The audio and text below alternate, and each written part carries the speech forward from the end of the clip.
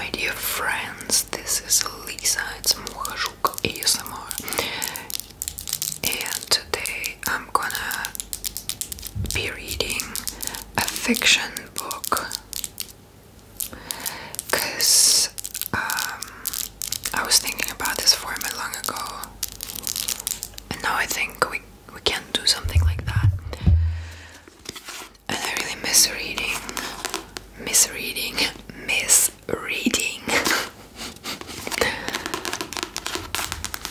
And I've started this book very long ago. I think it's been a year. It could have been a year. I mean, sorry, it must have been a year.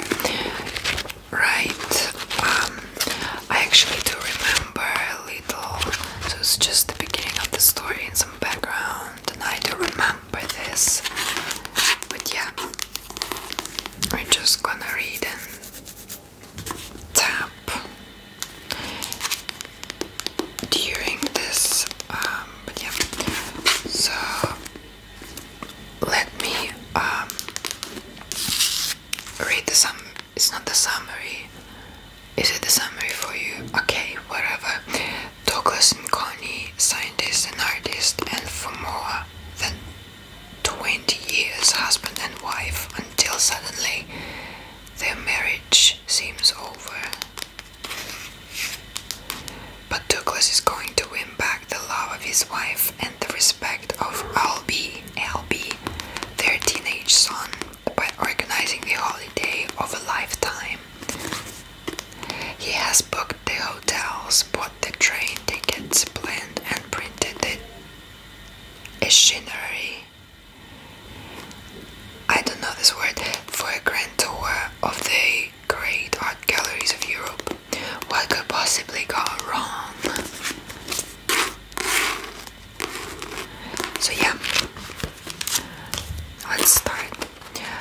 I can actually be really perplexed by a lot of words here, so I think I'm gonna need a marker, okay, so that I can actually go back to these pages and find out the meaning, because reading fiction is sometimes a lot more difficult than reading some other genres, but it's really important and useful for your language. So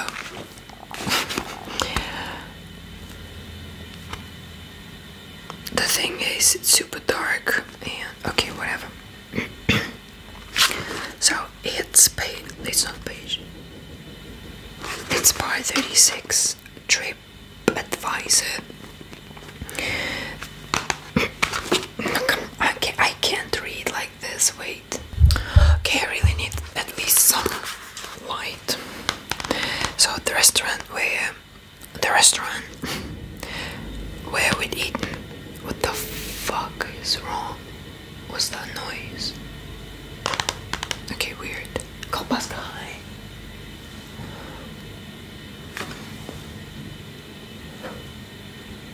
I'm so distracted. The restaurant where we'd eaten the famous chicken was closed for an annual exodus of the Parisians to the cheats, I think, of the lower, the Luberon, the Midi-Pyrénées. Господи, тут очень много французского. There are a lot of French words, so sorry French people. I've always had a grudging admiration for the chutzpah of this mass evacuation, a little like being invited to dinner only to find the hosts have gone out and left a tray of sandwiches. Instead, we went to a local bistro that was so Parisian that it resembled a set from a situation comedy. Wine bottles barely visible under cascades of candle walks. Oh, I like that type of stuff. Canned piaf. No angel wall without a poster for Gauloises, Gauloises, or period, I don't know. Pour moi, I wasn't prepared to read in French, but sorry guys, I'm gonna do this anyway.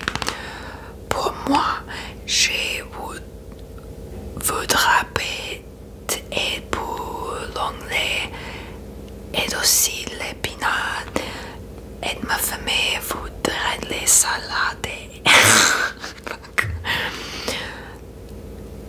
les morue, s'il vous plaît. The beef and the cod for madame, certainly sir, the waiter left. When I speak in French, why does everyone reply in English? I think it's because they suspect that you're not a native French speaker. But how do they know? It's a mystery to me, she laughed. In the war, if I dropped behind enemy lines, how long before they cottoned on to the fact that I was English? Cottoned on. That's a very interesting phrase. Okay. I suspect before the parachute opened, whereas you, I'd roamed the country undetected, blowing up bridges, seducing young mechanics from the Citroën garage. She shook her head. You have a distorted impression of my past. It wasn't like that. Not entirely, and even when it wasn't much fun. I wasn't very happy back then.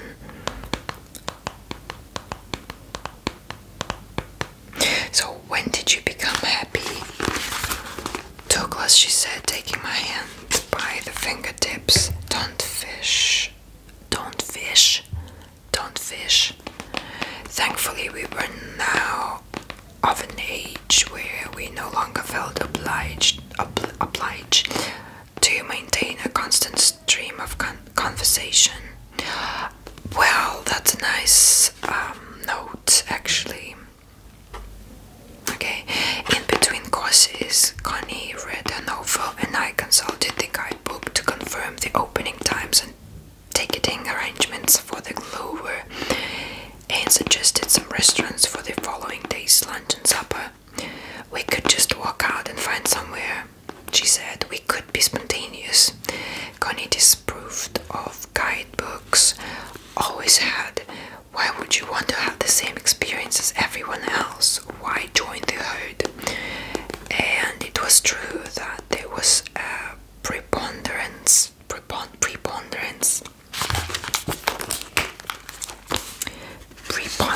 of English and American voices amongst.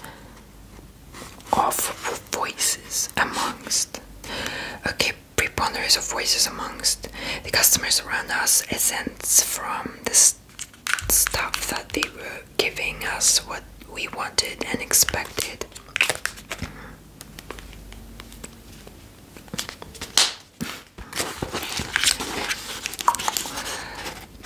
But the food, when it came, was fine, with the excessive use of butter and salt that makes restaurant cooking so delicious, and we drank a little more wine that we should have, and enough cognac for me to forget temporarily my wife's desire to move on. In fact, we were positively light-hearted by the time we made it back to the tiny room, and with a mild surprise that tended to accompany the act these days, we made love. That was a very complex thought. Wait, by the time we made it back, with a mild surprise that tended to accompany the act these days. Okay, other people's sex life are little like other people's holidays. You're glad that they had fun, but you weren't there and you don't necessarily want to see the photos. At our age, too much detail leads to a certain amount of mental whistling and staring at shoes. And there's also the problem of vocabulary. Scientific terms, though clinically accurate, don't really convey the heady, dark intensity, etc., etc. And I'd like to avoid simile or metaphor, valley, orchid garden, that kind of thing. Certainly, I have no intention of using your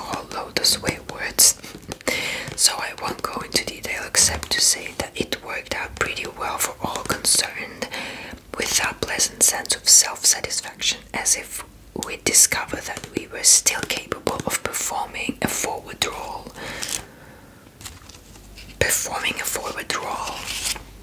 Okay. Afterwards, we lay in a tangle of limbs.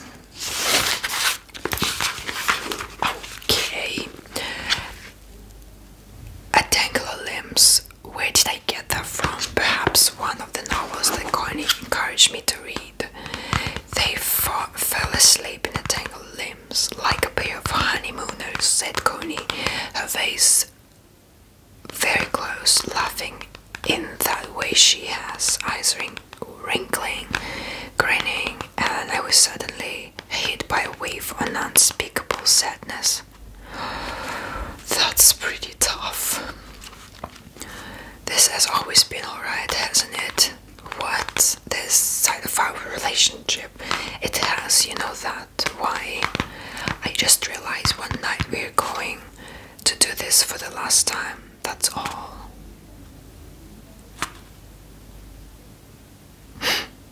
Oh, Douglas, she laughed and pressed her face into the pillow. Well, that's taking all the fun out of it.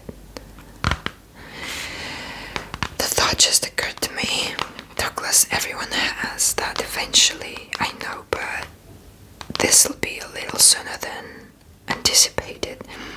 She kissed me, sliding her hand behind my neck in that way she has. You don't need to worry, I'm pretty sure that wasn't quite the last time. Well, that's something, I suppose. I'll tell you when it's the last time. I'll toll a bell. I'll toll a bell. I'll wear a shroud and we'll play a slow funeral march. Okay, we kissed, I promise. When it's the last time, you will know. Oh, okay, first time. So it's chapter 37. First time. The first time we made love was a very different kettle of fish. Again, I won't get into specifics, but if I had to use a single word to sum it up, the word would be terrific. And though Connie would undoubtedly find a better word, I like to think she would agree, which might surprise people. I suppose. I don't want to blow my own trumpet.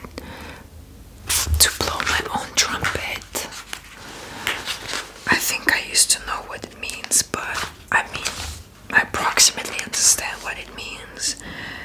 To what again? To blow my own trumpet. Okay.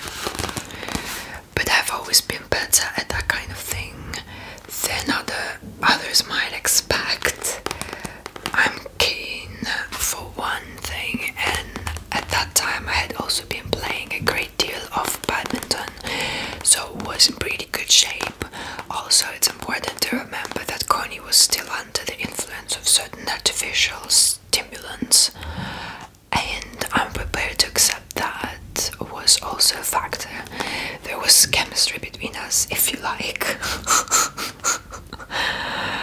I once pointed out to Connie that she wouldn't have taken me home if she'd been sober.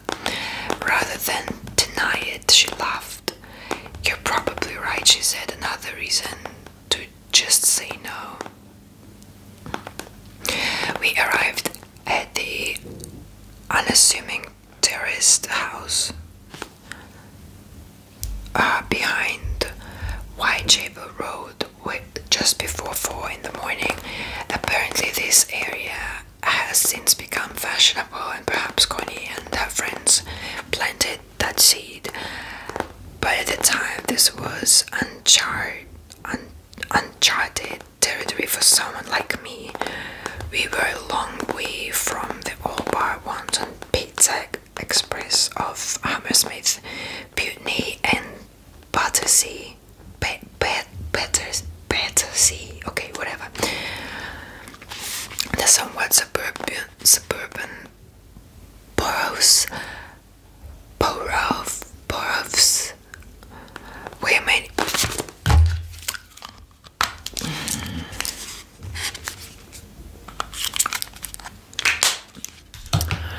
where many of my friends and colleagues live.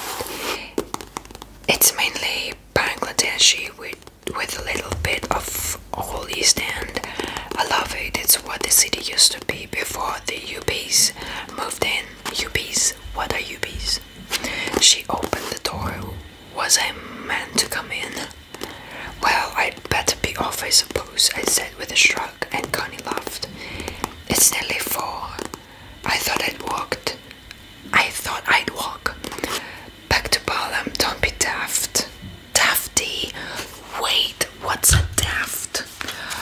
Like British people usually say that. No, like I've heard this once from my friend who's been speaking to some British person, and instead of silly, he would use dafty.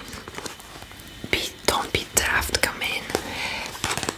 There'll be a night bus, I'm sure. If I can get to Trafalgar Square, I can change and get the N77. For Christ's sake, Douglas, she laughed. For a PhD, you're extremely dim. I didn't want to assume anything. To assume, she said, makes an ass of you and me. Then she leaned forward, put her hand behind my neck and kissed me with some force. And that was terrific too.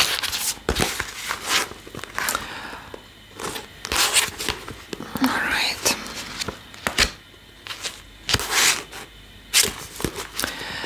Okay, chapter 38, Lime Vodka Chewing Gum. The house was an organized mess. Curated is the word Connie would use, with every inch of wall covered with reproductions, postcards, posters for bands and clubs, photographs and sketches. The furniture was what might be called eclectic: a church pew, school chairs, an immense pale lethargy plan sofa, lethargy plan sofa, partially buried beneath discarded clothes, magazines, books, newspapers. I saw a violin and a bass guitar and stuffed fox. I'm having vodka, shouted Connie from the kitchen. I didn't dare to wonder what the kitchen was like, but there's no ice. Would you like vodka? Just a small one, I replied. She entered with the drinks, and I noticed that she had reapplied lipstick somewhere along the way, and that made my heart sing too. That's so sweet. These little things, like the author knows what he's doing. As you can see, the cleaners have just been. I took my glass. There's fresh lemon. This. I know, sophisticated, she said, biting the slice. Club Tropicana. Are any of these paintings yours? No, I kept those safely locked away. I'd love to see something. Your work. Maybe tomorrow. Tomorrow. Where's Fran? She had told me all about Fran, her housemate who, like all housemates through the ages, was completely mad. She's her boyfriend's. Oh, okay. It's just you and me. Okay, and how are you feeling? A little better. I'm sorry for freaking out like that. I shouldn't have taken that pill. It was a bad idea. But I appreciate you staying with me. I needed the calming presence. And now I feel perfectly fine. We smiled, so I said, am I sleeping in Fran's bed? Good God, I bloody hope not. She took my hand and we kissed again. She tasted of lime and chewing gum. In fact, the gum was still in her mouth, which would have thrown me at any other time. Thrown. Yeah, okay. Sorry, that is disgusting. She laughed, removing it. I was kicking that around in there. Don't mind, I said. She stuck the gun on the door frame. I felt her hand on my back.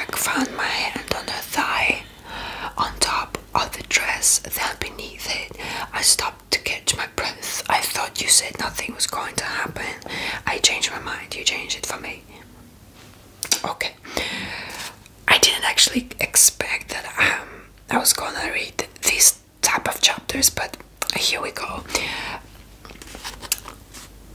It's a shame to delete 20 minutes of the video, so let's continue. Was it because of the lemon battery thing? I said, and she laughed. Well, we kissed. Oh yes, I was quite the wisecracker. Wisecracker. Wisecracker.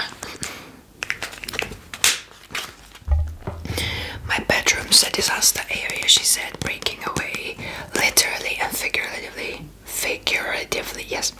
I don't care, I said, and followed her upstairs. Do I sound uncharacteristically suave? So, in all of this, do I sound aloof, nonchalant? The truth is that my heart felt like I was trying to punch its way through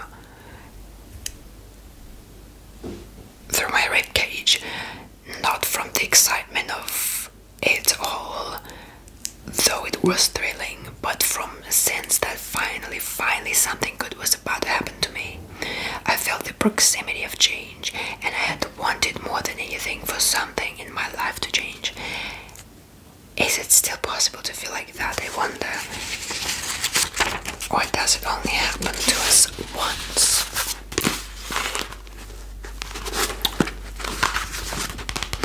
A Brief History of Art, Chapter 39. I actually like that these chapters are not super long, and these are like sketches or flashbacks. Works good. Okay, Brief History of Art. Cave paintings, clay, then bronze statues.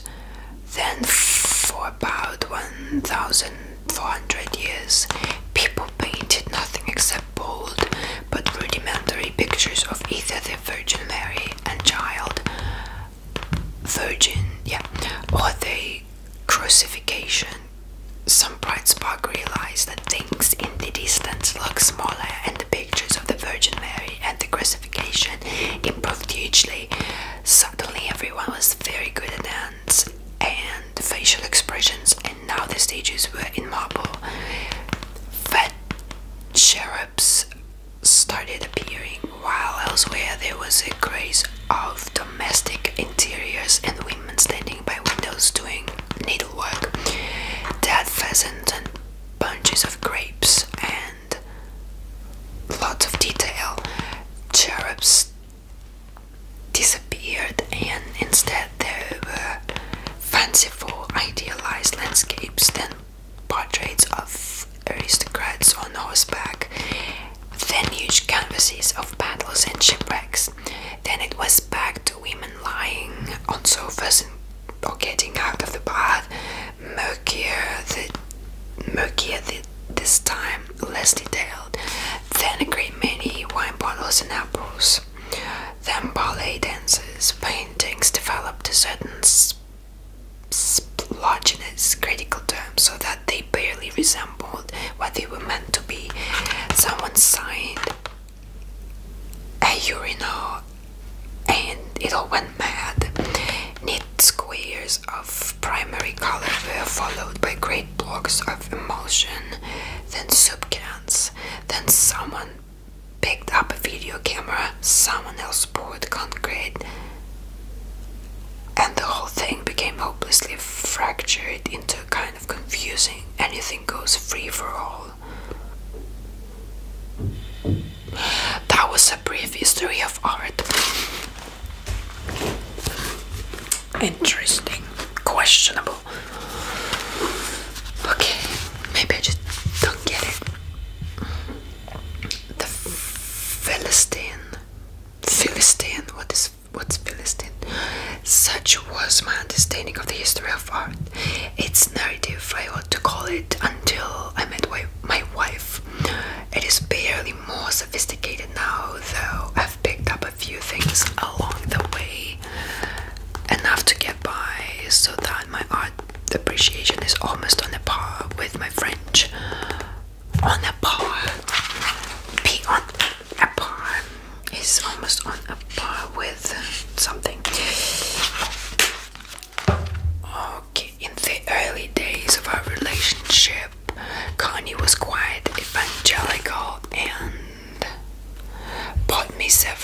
book second-hand editions because we were in our happy poo phase. All happy poo. I mean, it's nothing difficult, but happy poo phase is just an interesting expression. Happy, yeah. Bridges, the story of art was one, the shock of the new another, given specifically to stop me tutting at the modern art.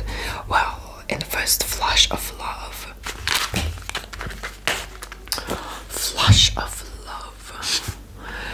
If someone tells you to read something, then you damn well read it.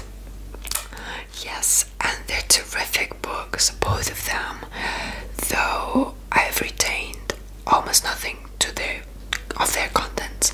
Perhaps I should have given Connie a basic primer in organic chemistry in return. Yes, actually, I mean, that's fair, But she never expressed an interest. Still, and I hesitate to confess this to Connie, thought I think she knows. I've always felt a little at a loss with art, as if a piece of me is missing or was never there.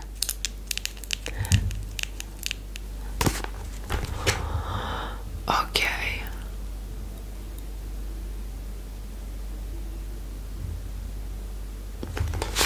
I can appreciate draughtsmanship in depth choice of color. I understand the social and historical context, but despite all my best efforts, my responses seem to me fundamentally shallow. I don't quite know what to say or indeed feel. In portraiture, I look for people that I recognize. Look, it's Uncle Tony, or for the faces of film stars, the Madame Tussauds School of Art Appreciation. In realist works, I look for detail. Look at the eyelashes, I say, an idiotic admiration at the fineness of the bush. Look at the reflection in his eye. In abstract art, I look for color. I love the blue, as if the works of Rothko and Mondrian were little more than immense paint charts. I understand the superficial thrill of seeing the object in the flesh, so to speak, the sightseeing approach that lumps together the Grand Canyon, the Taj Mahal, and the Sistine Chapel as items to take off. I understand rarity and uniqueness, the how much school of criticism, and of course I can see beauty in my work. I see it all the time. The symmetrical cleavage of a fertilized frog egg, the stained stem cells of zebrafish embryo, or an electron micrograph, or Arabidopsis, the thale cress flower, and I can see the same forms and patterns. The same. I'm gonna finish up this chapter and patterns, the same blessing, proportions, and symmetry in paintings. But are they the right paintings? Do I have taste? Am I missing something? It's subjective, of course, and there are no right answers. But in a gallery, I always have that feeling that the security guards are waiting to bundle me out of the door. My wife and son have few such insecurities.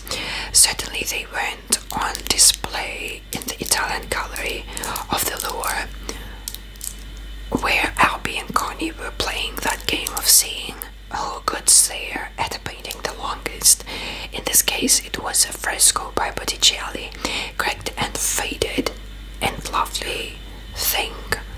But was there really so much to see? I waited while they drank it all in. The brush strokes, the interplay of light and dark, all the things I'd missed. Eventually there was movement,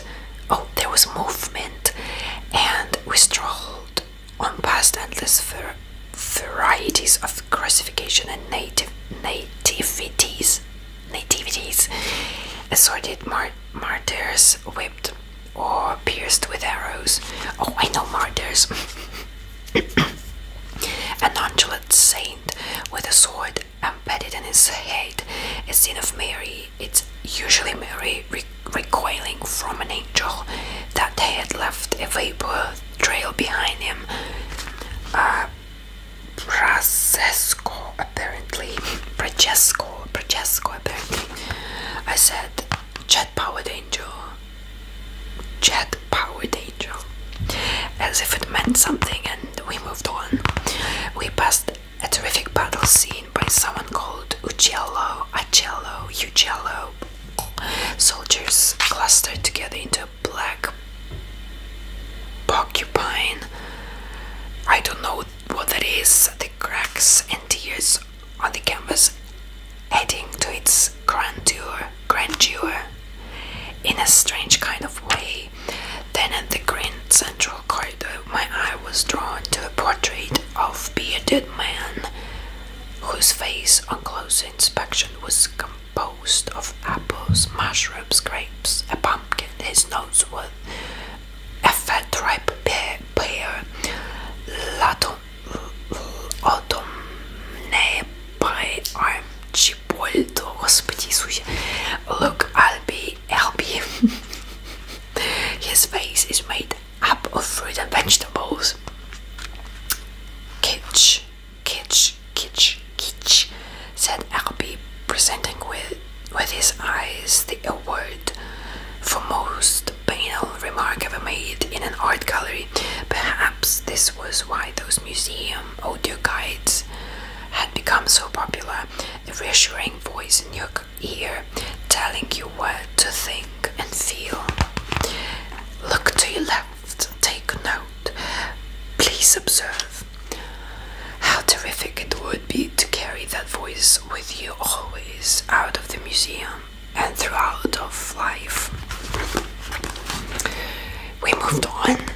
There was a lovely fuzzy Da Vinci, as if seen through smeary spectacles of two women going over baby Jesus.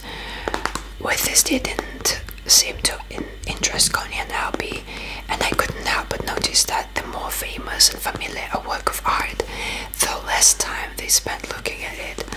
Certainly they had no interest in the Mona Lisa, the hard rock cafe, or Renaissance art. Hanging regally between signs that warned of pickpockets in an immense high-ceilinged room, while other neglected canvases glared. Even early in the day, a crowd had gathered, and were posing with that particular can't believe it smile that people have been. Their arm is around the celebrity's shoulder. Albie, can you take a photo of me and your mom? I said, but they'd already snubbed the Gioconda in favor of a small canvas on the other side of the Mona Lisa's wall. A murky Titian in the shadows, both literally and figuratively, of two large naked women giving a recorder concert.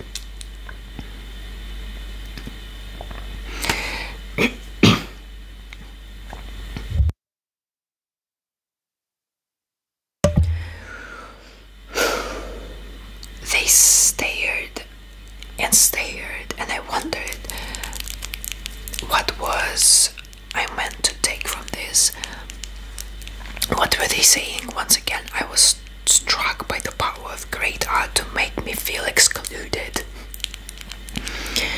Back at the main corridor, Albie paused before a little portrait by Piero della Francesca, then produced a small, expensive, leather-bound sketchbook and began copying it in charcoal,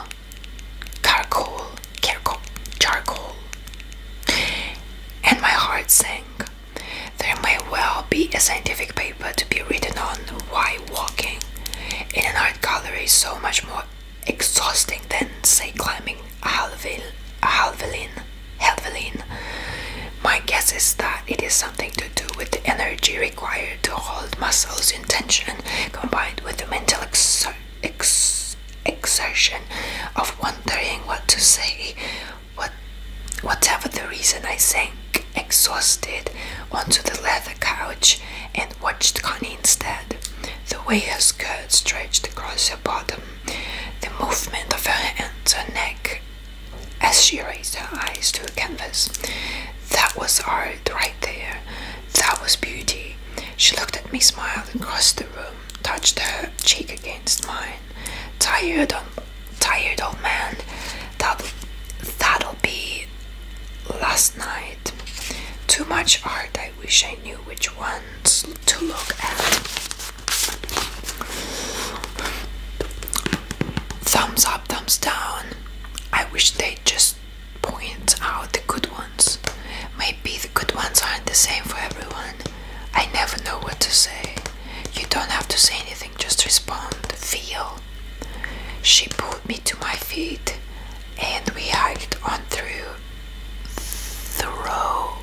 this vast regal storeroom, past ancient glass, marble and bronze, into the French 19th century. Okay, I'm super tired. Actually, speaking in a whisper dries out your chords, vocal cords, and I think ASMR artists should always have something to drink nearby. And I don't have anything to drink nearby today. But yeah. That's a good book, actually. It's a shame I haven't started to read it again sooner, but that's pretty cool. This is a great story about, like, oh fuck.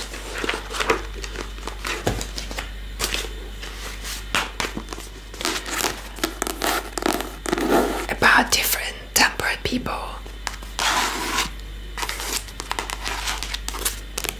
I mean, I kind of understand both of them.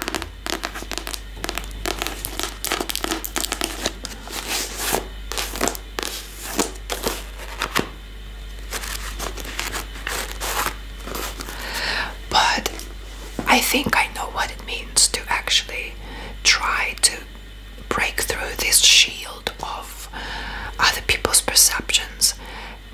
It might not be your language, it might not be your way of feeling, but the thing is, you really love the person, and sometimes you need to kind of find the common ground and feel the same feelings, or maybe try to understand the other person's mind. So I feel like, I mean, maybe there will be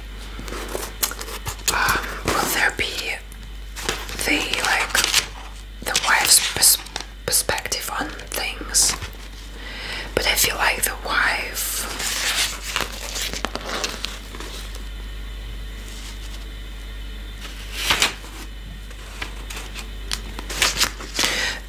doesn't do her thing. It's like she doesn't try. No, we don't have contents here.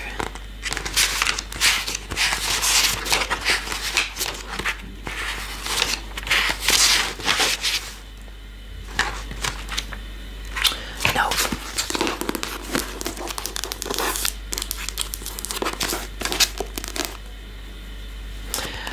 Well, at least not in this part of the book, but yeah. That's amazing. I think that's pretty cool.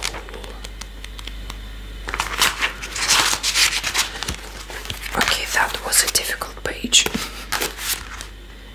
Bunkers and escarpments, imanted